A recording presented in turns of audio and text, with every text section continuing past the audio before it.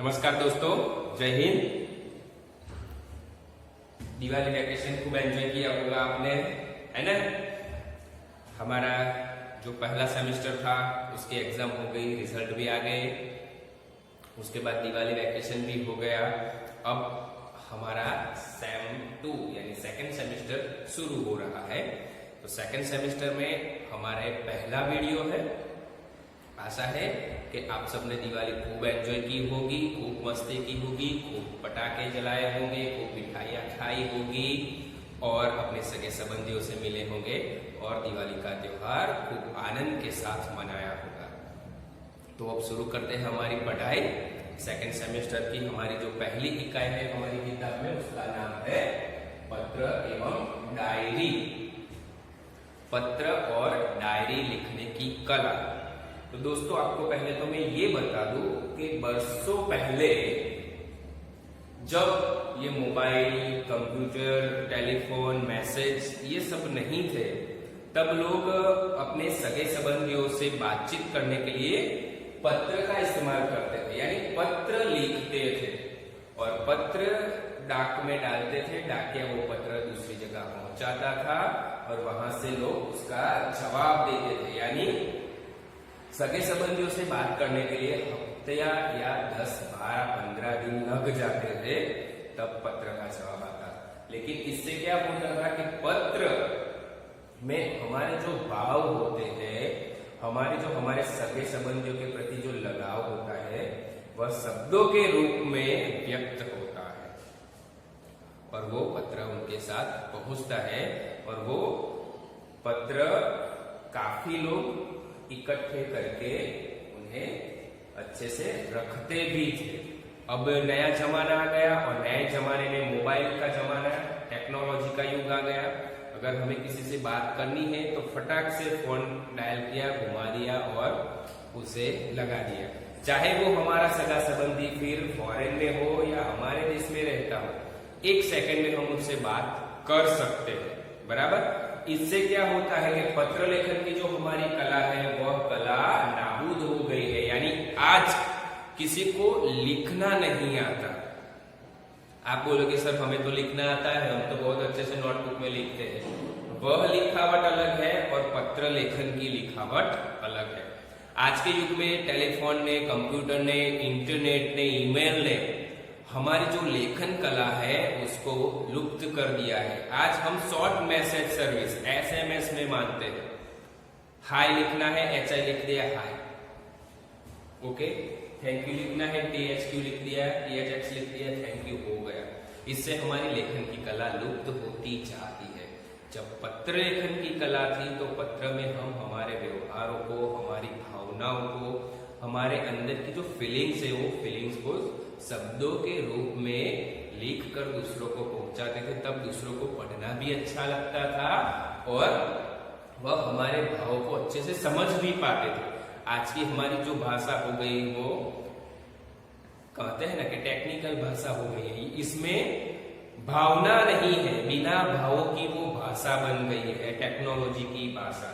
तो हम देखते हैं कि पत्र लेखन से क्या फायदे होते हैं। हमें भी पत्र लेखन करना चाहिए। तो पत्र लेखन से हमारे जो दूर बसे सगे संबंधी है, हमारे मित्र है, हमारे परिवारजन है तथा कभी कभी विभिन्न अधिकारी, सरकारी ऑफिसरों में भी हम पत्र लिखते हैं, तो विभिन्न अधिकारियों को पत्र लिखने की आवश्यकता यानी जरूरत रहती है। पत्रों के द्वारा हम अपनी बात अत्यंत सुगमता से यानी सरलता से दूसरों तक पहुंचा सकते हैं। हमें जो भी कहना है हम पत्र में लिखकर दूसरों तक पहुंचा सकते हैं। आजकल पत्रों का काम कौन कर रहा है? तो टेलीफोन, दूरभाष, मोबाइल, ईमेल, इंटरनेट आदि पत्रों का काम कर रहे हैं। यानी पत्र लेखन की जगह हम ये सब टेक्नोलॉजी के जो साधन है उसका इस्तेमाल करते हैं, जिससे हम दूर बसे सगे संबंधियों से मिनटों में बात तो कर सकते हैं। लेकिन इससे क्या हुआ है, पत्रों का जो महत्व है वो कम होता गया है और इससे हमारी जो भावनाएं है वो भावनाएं लुप्त हो गई है और लेखन कला लुप्त होती जाती है। यानी लेखन कला मिट गई, हम किसी को लिखना आता नहीं है। पत्रों का उपयोग क्यों, पत्र क्यों महत्व के है? तो पत्र के द्वारा विस्तार से अपनी बात हम दूसरों तक व्यक्त कर सकते हैं। विस्तार से यानी हमें जो भी लिखना है पत्र में अच्छे से लिख सकते हैं। दूसरा, पत्रों के द्वारा हम अपने विचारों को प्रेषित कर सकते हैं, यानी अपने विचारों को शब्दों के रूप में डाल सकते हैं। और अन्य साधनों की उपेक्षा पत्र लेखन सस्ता भी है। हमें इंटरनेट से, मोबाइल से बात करनी होती है तो हम घंटों बात करेंगे तो हमारा बहुत सारा इंटरनेट नेट खलास हो जाएगा या हमारा बैलेंस खलास हो जाएगा। पत्र लेखन में बहुत सस्ता है। आप 2 पाने, 3 पाने, 4 पाने जितना लिखना हो उतना लिख दो, डाक में डाल दो, बहुत सस्ते में वो पहुंच जाता है। तीसरा, हमें हमारे ऊपर के जो अधिकारी होते हैं उनको जो पत्र लिखने होते हैं वह बात हम अच्छे से अधिकारी तक पहुंचा सकते हैं। शायद वो हमें शिकायत के रूप में पहुंचानी है या आवेदन करना है, एप्लीकेशन करनी है या हमें प्रार्थना करनी है, जो भी है हम केवल पत्रों के माध्यम से ही वह कर सकते हैं। अगर हमें किसी सरकारी दफ्तर में किसी शिकायती पत्र लिखना है तो वो शिकायती पत्र हम मोबाइल से नहीं कर सकते, मोबाइल से बातचीत पर नहीं कर सकते। इसके लिए तो हमें पत्र ही लिखना पड़ेगा और वो पत्र उसकी ऑफिस में जमा करवाना पड़ेगा, तभी जाकर हमारी जो भी बात है, जो भी शिकायत है वो ऊपरी अधिकारी सुनेंगे और उसका सॉल्यूशन लाएंगे। ओके, तो ये हो गया पत्र लेखन। अब हम चलते हैं पत्र लेखन के प्रकार के बारे में। पत्र के कितने प्रकार हैं, तो यहाँ पर मैंने कुछ प्रकार लिखे हैं पत्र लेखन के प्रकार। पहला है व्यक्तिगत पत्र। व्यक्तिगत पत्र यानी हम किसी व्यक्ति को, पर्सन को लिखते हैं, उसे व्यक्तिगत पत्र कहते हैं। तो व्यक्तिगत पत्र में आता है निमंत्रण पत्र। निमंत्रण पत्र इट मीन्स हम किसी को इनविटेशन के रूप में पत्र लिखते हैं, उसे कहते हैं निमंत्रण पत्र। इनविटेशन देना, चाहे वो बर्थडे पार्टी का इनविटेशन हो, शादी का हो, रिसेप्शन का हो या घर में वास्तु पूजन हो या कोई यज्ञ हो या कुछ कथा वगैरह हो, व्हाटएवर जो भी हो, हमारे घर में कोई फंक्शन है और हम दूसरों को इनवाइट करते हैं उस फंक्शन में, तो उसके लिए जो पत्र लिखा जाता है उसे कहते हैं निमंत्रण पत्र। दूसरा है बधाई पत्र। बधाई पत्र यानी आपके दोस्त ने या आपके सगे संबंधी के किसी के लड़के ने या आपके सगे संबंधी ने किसी फील्ड में मान लो कि स्कूल में फर्स्ट रैंक प्राप्त किया हो या स्पोर्ट्स में क्रिकेट में ट्रॉफी जीती हो या कोई डिबेट स्पर्धा हो या वक्तृत्व स्पर्धा हो, उसमें कुछ कंपटीशन में भाग लिया और उसमें उसका नंबर आया हो, तो हम उसे कॉन्ग्रेचुलेशन कहते हैं। तो वो जो पत्र लिखते हैं उसे कहते हैं बधाई पत्र। किसी के घर बेटे का जन्म हुआ है, बेटी का जन्म हुआ है, तो उसे भी हम कांग्रेस कहते हैं, बधाई देते हैं, तो वो पत्र भी बधाई पत्र के रूप में आता है। तीसरा पत्र है आश्वासन पत्र। ये भी व्यक्तिगत पत्र लेखन का एक प्रकार है। आश्वासन पत्र यानी आपका दोस्त खेल महाकुंभ में भाग लिया और उसमें वह हार गया या फाइनल में आकर वो फाइनल मैच नहीं जीता, रनर अप में हुआ, तो आप उसे आश्वासन देते हैं कि भाई कोई बात नहीं, नेक्स्ट ईयर ज्यादा मेहनत करना और नेक्स्ट ईयर तो ये ट्रॉफी जीत के लाना। तो ऐसी बातें जो हम लिखते हैं वो आश्वासन पत्र में आती है। किसी के घर किसी की मृत्यु हो गई है, उनकी सगे संबंधी की, और उसे हम आश्वासन देते हैं कि भाई जो हुआ वो बुरा हुआ, लेकिन ऊपर वाले की मर्जी के आगे किसी की नहीं चलती, अब आपको आपका जीवन तो फिर नए दौरे से शुरू करना ही है। तो ऐसी बातें जो लिखी जाती है वैसे पत्र को कहते हैं आश्वासन पत्र। फिर चौथा प्रकार है व्यक्तिगत पत्र का, उसमें है अनुमति पत्र। अनुमति पत्र यानी आपको किसी की रजामंदी चाहिए, किसी की रजा चाहिए, तो वो आता है अनुमति पत्र में। मान लो कि आपको स्कूल से 2 दिन की छुट्टी चाहिए, तो आप अपने क्लास टीचर को या अपने प्रिंसिपल को पत्र लिखते हो कि पूज्य गुरुजी या पूज्य प्रधानाचार्य जी, मेरे घर में मेरी बड़ी बहन की शादी है, तो इसलिए मुझे 2 दिन की छुट्टी चाहिए। तो मैं 15 और 16 2 तारीख को नहीं आ सकता, क्योंकि आप जानते हैं कि घर में शादी का माहौल होता है तो बहुत सारे काम होते हैं, और मेरी इकलौती बहन की शादी, इसलिए मुझे भी बहुत सारे काम करने हैं, तो मैं स्कूल में 2 दिन नहीं आ सकता। तो प्लीज सर आप मुझे 2 दिन की छुट्टी दीजिए। तो आप ऐसे जो रिक्वेस्ट पत्र लिखते हो रजा के लिए या रजामंदी के लिए, वह आता है अनुमति पत्र में। फिर आता है प्रार्थना पत्र। प्रार्थना पत्र, अनुमति पत्र एक दौरे से दोनों सही ही है, यानी एक जैसे। अनुमति यानी आपको रजामंद। अनुमति का एक और उदाहरण दूं तो आपको स्कूल से प्रवास जाना है, बराबर। आपकी टूर 7 डेज की है या 7 दिनों का आपका प्रवास है और आपको आपके पिताजी से अनुमति लेनी है कि पापा मेरे सभी दोस्त जा रहे हैं, मुझे भी प्रवास में जाना है, तो आप मुझे प्रवास में जाने की फीस 2000 रुपए और प्रवास में जाने की आज्ञा दीजिए। तो उसे अनुमति पत्र कहते हैं। और प्रार्थना पत्र उसके पैरेलल ही है, उसके जैसा ही है। अभी मैंने अगला जो उदाहरण दिया कि आपको स्कूल में 2 दिन की छुट्टी चाहिए और आप अपने क्लास टीचर को पत्र लिखते हो या अपने आचार्य को, प्रिंसिपल को पत्र लिखते हो, तो वो प्रार्थना पत्र में आ जाता है। तो इस प्रकार व्यक्तिगत पत्र के 5 प्रकार है। निमंत्रण पत्र, बधाई पत्र, आश्वासन पत्र, अनुमति पत्र और प्रार्थना पत्र। ये सभी पत्र निमंत्रण और व्यक्तिगत पत्र में आते हैं, क्योंकि हम ये पत्र किसी एक आदमी को, किसी एक व्यक्ति को उद्देश्य से कर लिखते हैं, बराबर। निमंत्रण पत्र में भी आप प्रिय मित्र, मेरी बर्थडे पार्टी में तुम आना। बधाई पत्र में भी प्रिय मित्र।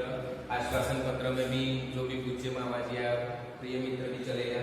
अनुमति पत्र में पूज्य माता जी, पूज्य पिताजी, पूज्य गुरु जी। प्रार्थना पत्र में भी पूज्य गुरु जी या पूज्य कमिश्नर साहब या पुलिस इंस्पेक्टर साहब, उनको भी प्रार्थना पत्र आप लिख सकते हो कि मेरे एरिया में गटर का बहुत प्रॉब्लम हो, तो आप कॉर्पोरेटर को पत्र लिख सकते हो कि प्लीज सर हमारे विस्तार में गटर का काफी प्रॉब्लम है, गटर की सदा जो पानी है वो चैम्बर में से बाहर आ रहा है और बहुत दुर्गंध है, छूट रही है, तो आप कुछ ऐसा कीजिए कि ये सब प्रॉब्लम जल्दी से सॉल्यूशन हो जाए और जो रोग बढ़ने का खतरा है वो न बढ़े और हमारे बच्चे सुरक्षित रहे, हम भी सुरक्षित रहे। तो ये प्रार्थना पत्र रहता है। तो ये सब हो गए व्यक्तिगत पत्र। आगे का दूसरा प्रकार है वो कार्यालयी पत्र। कार्यालयी पत्र इट मीन्स आप किसी सरकारी कचहरी में लिखते हो, जॉब के लिए पत्र लिखते हो या किसी, अभी मैंने बताया कि किसी मुसीबत या किसी प्रॉब्लम के लिए पत्र लिखते हैं, तो वो आता है कार्यालयी पत्र में। एक एग्जांपल लो कि आपको स्वास्थ्य अधिकारी को गंदगी के बारे में पत्र लिखना है कि आपके विस्तार के जो भी स्वास्थ्य अधिकारी है उनको आप पत्र लिखते हो सॉरी कि हमारे मोहल्ले में पिछले कई दिनों से ठीक से साफ सफाई नहीं होती और इससे कारण हमारे मोहल्ले की गंदगी बढ़ गई है, तो आप तुरंत वो गंदगी साफ करवा दीजिए ताकि रोग ना फैले और हम तंदुरुस्त रहे और हमारे जो स्वास्थ्य है वो भी अच्छा बना रहे। तो आप ऐसा कुछ पत्र लिखते हो तो वो कार्यालयी पत्र में आता है। फिर है व्यावसायिक पत्र। व्यावसायिक पत्र यानी आपको पुस्तक खरीदनी है और आप पुस्तक विक्रेता से एप्लीकेशन करते हो, पत्र लिखते हो कि मेरे घर सरस्वती चंद्र पार्क 1, 2, 3, 4 और इंग्लिश हिंदी डिक्शनरी या हिंदी गुजराती डिक्शनरी की 4-4 कॉपियां भिजवा दीजिए। तो ये आता है व्यावसायिक पत्र में। तो इस प्रकार पत्र लेखन के मुख्य 3 प्रकार है, व्यक्तिगत पत्र, कार्यालयी पत्र और व्यावसायिक पत्र। हमें ये सभी प्रकार हमारे टेक्स्ट बुक में दिए गए हैं, उसके एक उदाहरण हमारे टेक्स्ट बुक में है, हम सबको ये पढ़ना है। दूसरी बात, ये हो गया पत्र लेखन का प्रकार। तो पत्र लेखन करने के लिए हमें कौन कौन सी सावधानी बरतनी चाहिए, या पत्र लेखन करते समय, लेटर राइटिंग करते समय हमें कौन कौन सी बातें ध्यान में रखनी चाहिए। तो पत्र लेखन में सबसे ऊपर बाई और अपना पूरा पता और दिनांक लिखना चाहिए। बाई और यानी लेफ्ट साइड, पूरा पता, लिखने वाले का पता और दिनांक यानी डेट लिखनी चाहिए। अभी जो मॉडर्न पत्र लेखन का जो प्रकार है उसमें पहले के जमाने में पत्र लेखन में लिखने वाले का एड्रेस यहाँ लिखते थे। अब पत्र लेखन की जो नई पैटर्न आई है, नई स्टाइल आई है, उसमें हम इस साइड में यानी दाई और भी सब लिख सकते हैं। पहले बाई और लिखते थे, अब दाई और भी सब लिख सकते हैं। तो पत्र लेखन में ध्यान रखने की बाबत में पहला मुद्दा है हमारा कि लिखने वाले का पता और डेट बाई ओर लिखी जाती है। आप दाई ओर भी लिखोगे तो भी चलेगा, क्योंकि नई पैटर्न में वो सब जायज है। दूसरा, जिसे पत्र लिखना हो उसके लिए बाई और शिष्ट भाषा में संबोधन यानी यहाँ पर प्रिय मित्र, पूज्य गुरुजी, पूज्य पिताजी, वॉटएवर आप जिसे पत्र लिखते हो उसका संबोधन होना चाहिए। तीसरी बात, इसके बाद पत्र के मुख्य फ्लेवर में विषय वस्तु प्रस्तुत करें। एक पैराग्राफ में आपको जो बात लिखनी है पत्र लेखन में वो आप लिख सकते हो कि आपने किसके लिए पत्र लिखा है, निमंत्रण या इनविटेशन के लिए पत्र लिखा है, या कॉन्ग्रेचुलेशन कहने के लिए पत्र लिखा है, या आपने अनुमति रजामंदी के लिए पत्र लिखा है, वो आप एक पैराग्राफ में अच्छे से लिख सकते हो, लिखना होता है। चौथी बात, पत्र के अंत में नीचे बाई और पत्र लिखने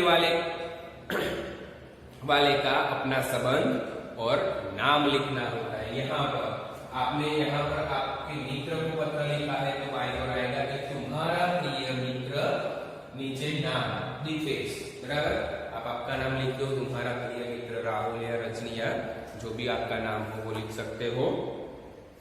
आगे पांचवा, पत्र में मित्र या सखी या अपने से छोटों के लिए तुम सर्वनाम का और अपने से जो बड़े हैं उनके लिए आप सर्वनाम का प्रयोग किया जाता है। आप अपने मित्र को पत्र लिखते हैं, अपने छोटी बहन को या छोटे भाई को पत्र लिखते हैं तो आप तुम से शुरुआत कर सकते हो, सर्वनाम तुम आए। आशा है कि तुम बहुत खुश होगी, तुम्हारी पढ़ाई अच्छे से चल रही होगी। आप अपने से बड़ों के, अपने पिताजी या अपने प्रिंसिपल या अपने सर या अपनी मम्मी या अपनी मामी, आपकी उम्र से जो बड़े हैं उनको पत्र लिखते हो तो सर्वनाम आप होना चाहिए। आशा है कि आप वहां सकुशल होंगे, मैं भी यहाँ सकुशल हूँ, बराबर। आपकी स्वास्थ्य अच्छी है, जो भी हो आप सर्वनाम से। आगे छठा मुद्दा हमारा कि पत्र अधिक लंबा न हो और उसमें आवश्यक बातें ही लिखी जानी चाहिए। मैंने कहा कि पत्र 1 या 2 पैराग्राफ में ही होना चाहिए। अधिक लंबा यानी 4-5 पेज भरकर आप पत्र नहीं लिखोगे, और उसमें जो भी इंपॉर्टेंट बातें हैं वही बातें मेंशन करनी चाहिए, वही बातें लिखनी चाहिए। ज्यादा इधर उधर की बातें नहीं लिखनी चाहिए। और सातवां मुद्दा, पत्र बोलचाल की सरल भाषा में लिखना चाहिए, और हम जो भाषा में बोलते हैं वही भाषा में पत्र लिखना चाहिए। पत्र की भाषा ज्यादा कठिन या ज्यादा इजी भी नहीं होनी चाहिए, बल्कि हम जो भाषा बोलने में प्रयोग करते हैं उसी भाषा के शब्दों में पत्र लिखना आवश्यक है। तो ये हो गए पत्र लेखन करने के लिए 7 जरूरी बातें। आप इन बातों को ध्यान में रखकर पत्र लिखोगे तो पत्र आपका बहुत अच्छा लिखा जाएगा। आगे की बात, पत्र लेखन करते समय अभिवादन की और संबोधन की तालिका, यानी आप किसे पत्र लिखते हो तो क्या अभिवादन या क्या संबोधन करना है। व्यक्तिगत पत्र में आप पुत्र अपने पिताजी को पत्र लिखता है तो पूज्य पिताजी होना चाहिए, और नीचे लिखने वाले का पता में आपका आज्ञाकारी पुत्र ऐसा होना चाहिए। दूसरा,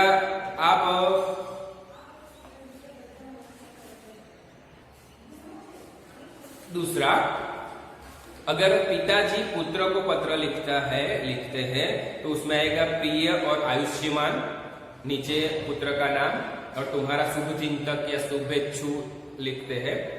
पुत्र अपनी मम्मी को पत्र लिखता है तो पूज्य माताजी या पूजनीय माताजी, और नीचे आपका आज्ञाकारी पुत्र। अगर माताजी पुत्र को पत्र लिखती है तो प्रिय आयुष्मान, और तुम्हारी माता तुम्हारी शुभ चिंतक।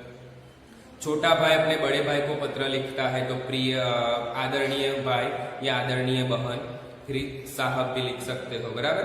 आपका स्नेहांशी अथवा आपका स्नेह भाजन लिखने वाले के नाम में आता है, बराबर। इस प्रकार आपको पत्र अगर व्यावसायिक पत्र में आप पत्र लिखते हो, पुस्तक विक्रेता को आपको पत्र लिखना है तो पुस्तक विक्रेता को, बैंक मैनेजर को या व्यापारी को, दुकानदार को तो आएगा महोदय या महोदया, श्रीमान प्रबंधक, और आपके नाम में भवदीय या भवदी। ओके। कार्यालय पत्र लिखते हो किसी विभाग के अधिकारी को या समाचार पत्र के तंत्री को या संपादक को तो मान्यवर, महोदय, श्रीमान, प्रार्थी, विनीत ऐसे और प्रार्थना पत्र में प्रधानाचार्य को अपने प्रिंसिपल को लिखते हो तो प्रधानाचार्य जी, श्रीमान प्रधानाचार्य, और आपका कृपाकांक्षी आपका आज्ञाकारी शिष्य, इस प्रकार का संबोधन होना चाहिए। हम एक एग्जाम्पल देखते हैं तो आपको ज्यादा समझ में आ जाएगा।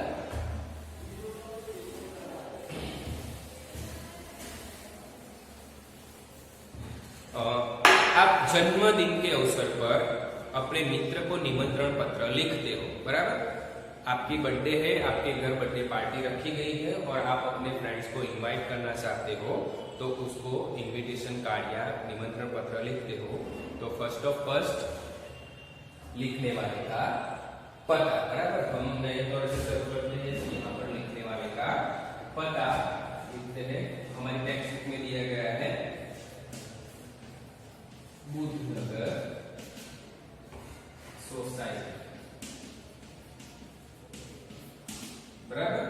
फिर यहाँ पर अल्पविराम कौन से एरिया में, तो यहाँ पर एरिया लिखिएगा लिंबायत। कौन से शहर में, तो बुद्धनगर सोसाइटी, तो शहर का नाम सूरत। शहर का जो भी आपका जो भी विस्तार के एरिया है उसका पिन कोड खास मेंशन करें, तो यहाँ पर उसका पिन कोड आ गया। कौन सी डेट को पत्र लिखना है, तो 8 अगस्त 2011, बराबर। ये लिखने वाले का पता और दिनांक होगा, ये सब ऐसे एक लाइन में आना चाहिए। फिर आप किसे पत्र लिखते हो, तो संबोधन। आप अपने फ्रेंड को पत्र लिखते हो तो प्रिय मित्र स्नेहल, बराबर, प्रिय मित्र स्नेहल। फिर यहाँ पर सप्रेम नमस्कार,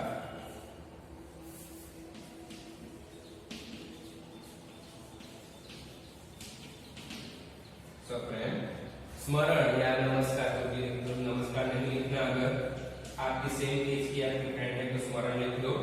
फिर यहाँ पर पैराग्राफ करके आपने जिस बात को बताने के लिए पत्र लिखा है वह पूरी बात यहाँ पर आ जानी चाहिए एक पैराग्राफ में।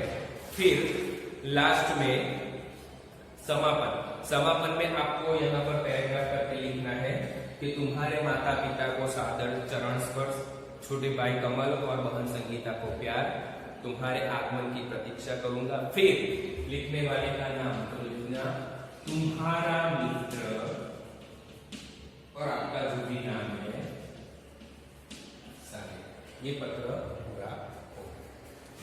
तो इस प्रकार निमंत्रण पत्र है, आप लिख सकते हो। फिर बधाई पत्र, तो जन्मदिन पर बधाई आपको लिखनी है तो लिखने वाले का पत्र, सरनामा, एड्रेस, शांति सदन रावपुरा बड़ौदा 10 अगस्त 2011। प्रिय मित्र साहिब, सप्रेम स्मरण, कल ही तुम्हारा पत्र मिला तो हम सब बहुत खुश हुए। हमें तुम्हारी सालगिरह का निमंत्रण भी मिला और यह जानकर विशेष प्रसन्नता हुई कि कल ही तुम्हारी सालगिरह है। सालगिरह इट मीन्स बर्थडे है। इधर माँ कुछ दिनों से बीमार रहती है और पिताजी को तो सुबह 10 बजे ही दफ्तर जाना पड़ता है, दफ्तर यानी ऑफिस। दर्शना को भी सुबह स्कूल जाना पड़ता है और वह तो है भी छोटी, इसी कारण घर का बोझ मुझ पर ही है। अब तुम ही कहो यह सारा बोझ किसको सौंपकर मैं तुमसे आ मिलूं। मेरे दिल में तो बहुत होता है कि इस शुभ अवसर पर उड़कर तुम्हारे पास आ जाऊं, परंतु घर की स्थिति का विचार करके विवश हो जाता हूँ। विवश यानी लाचार हो जाता हूँ और मन करते हुए भी नहीं आ सकता। तुम तो अब 1 साल बड़े हो गए हो, इस अवसर पर मैं तुम्हें बधाई क्यों न दूं। मैं तो चाहता हूँ कि बार बार तुम्हारी सालगिरह आया करे और हमें खुशियां मनाने का मौका मिले। इस मंगल अवसर पर उपस्थित न रह सकते हुए भी मेरे दिल में तुम्हारे लिए शुभकामनाएं हैं। मैं चाहता हूं कि ईश्वर तुम्हें चिरंजीव रखे, चिरंजीव यानी बहुत लंबी उम्र, और तुम्हारा नया वर्ष शुभदायी हो। तुम्हारा मित्र स्नेहल। तो इस प्रकार आप बधाई पत्र लिख सकते हो। पेज नंबर 3 पर है आश्वासन पत्र। खेल महाकुंभ में असफल सखी को आश्वासन पत्र। असफल यानी अच्छा प्रदर्शन नहीं कर पाने पर वो ट्रॉफी नहीं जीत पाई, तो सखी यानी आपकी दोस्त फ्रेंड्स को आप पत्र लिख सकते हो। लिखने वाले का पता मातृछाया, स्टेशन रोड, कालूपुर, अहमदाबाद, 17 नवंबर 2011। प्रिय सखी जागृति, आपकी सखी का नाम है जागृति। पत्र आप लिखते हो तो प्रिय सखी जागृति, सप्रेम स्मृति या स्मरण। आज तुम्हारे पिताजी से फोन द्वारा पता चला कि तुम खेल महाकुंभ में चक्र फेंक प्रतियोगिता में असफल रही हो। चक्र फेंक आपने देखा है, चक्र ऐसा आता है और उसे इस प्रकार से फेंकना होता है महाकुंभ में, तो उसमें आपकी सखी असफल यानी ट्रॉफी नहीं जीत पाई। इस समाचार से मुझे बहुत दुख हुआ कि तुम्हारा इस प्रतियोगिता में प्रदर्शन अच्छा नहीं रहा। हमने तुमसे बहुत आशा लगा रखी थी कि तुम जिले में प्रथम आओगे। प्रिय सखी, खेल में हमेशा जीतना ही महत्वपूर्ण नहीं होता। अब तो कुछ होने वाला था हो गया, जो कुछ होने वाला था हो गया है, इसलिए उसका शोक न करना और इस असफलता से निराश भी न होना। असफलता भी सफलता का सोपान है, यानी हम एक बार असफल हुए तो इससे जिंदगी खत्म नहीं होती, हार नहीं मान लेनी चाहिए। दूसरी बार उससे कुछ सीख कर नए दौरे से शुरुआत करनी होती है और फिर दूसरी बार सफलता प्राप्त करनी होती है। सफलता उन्हीं के चरण चूमती है जो अपने ध्येय प्राप्ति के मार्ग में डटे रहते हैं, यानी हर हमेशा मेहनत करते रहते हैं। सफलता उसे ही मिलती है, बिना मेहनत के कुछ नहीं मिलता। अब निराश या हतोत्साह होने से कोई फायदा नहीं है। मैं चाहता हूं कि अब तुम दुगने उत्साह से अभ्यास करो तो अगले साल तुम्हें अवश्य सफलता मिलेगी और तुम अपने जिले में ही नहीं पूरे गुजरात में प्रथम आओगे।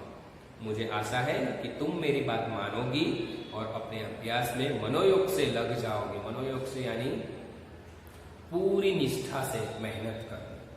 तुम्हारी सखी अवनी।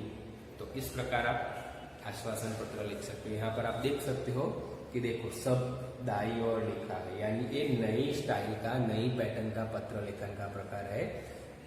पुरानी स्टाइल में यहाँ पर बाई और लिखने वाले का पता और वगैरह आता था, फिर यहाँ से शुरू करते थे लिखना। ये नई पैटर्न में इस प्रकार का पत्र लेखन का प्रकार है।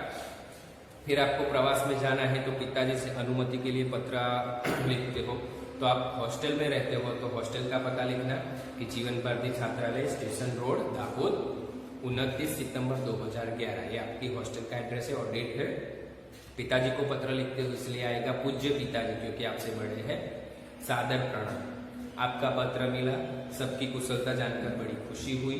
आप मेरी जरा भी चिंता न करें। आपको सूचित करते हुए मुझे खुशी हो रही है कि हमारी कक्षा के सब विद्यार्थी अगले महीने की 17 तारीख को अजंता इलोरा की गुफाएं देखने जाने वाले हैं। मैं भी उस प्रवास में सम्मिलित होना चाहता हूँ। स्कूल बस की व्यवस्था की गई है। यह प्रवास 3 दिन का रहेगा और 800 रुपए का खर्च आएगा। इस प्रवास में बहुत से दर्शनीय स्थल देखने को मिलेंगे। मेरे सभी साथी, फिर आपके फ्रेंड्स के नाम लिख देना।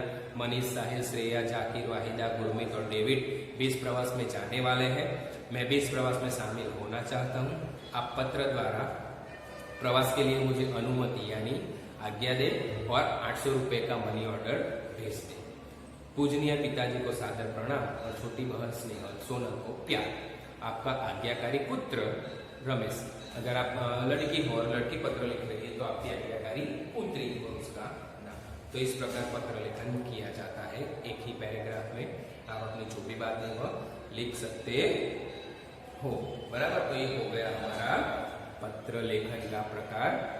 आपकी टेक्स्ट बुक में कई सारे पत्र, यहाँ पर 7 पत्र दिए गए हैं। आप अच्छे से उसका अभ्यास करना और वर्कशीट में मैं जो भी पत्र पूछूं आप अच्छे से लिखना। लिखने वाले के पता में आप आपका एड्रेस और जो डेट, आज के डेट से लिखते हो तो आज की डेट लगा देना और जो भी पत्र लिखते हो वो अच्छे से हैंड राइटिंग से लिखना। ओके, तो ये हमारा हो गया पत्र लेखन। नेक्स्ट वीडियो में हम देखते हैं हमारा दूसरा भाग है डायरी। पत्र एवं डायरी में डायरी लेखन। ओके।